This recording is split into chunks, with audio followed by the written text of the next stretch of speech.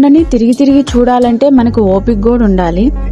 ఎక్కుదాం అనుకు ఈ కొండ ఎక్కేసరికి దేవుడు కనిపించేలాగా ఉన్నాడు. ఈ కొండ ఏమో గాని ఈ కొండ ఎక్కే బదులు మా ఊరు పిరంగిపురం కొండ ఎక్కిన పుణ్యం అన్నా వచ్చింది మాకు. కానీ ఒక కొత్త విషయం కానీ కొత్త ప్లేస్ ఎక్స్ప్లోర్ చేయాలంటే ఖచ్చితంగా తిరగాలి కదా, దానికి ఓపిక ఉండాలి ఫస్ట్. అది నాకు లేదని ఇప్పుడే అర్థమైంది అనుకోండి. ఎక్కిన తర్వాత ఆ వ్యూ పాయింట్స్ గానీ మొత్తం సగానికి సగం హైదరాబాద్ కనిపించడం గానీ చాలా స్పెషల్ గా ఉందన్నమాట. వ్యూ చూసారా ఎంత బ్యూటిఫుల్ గా ఉందో.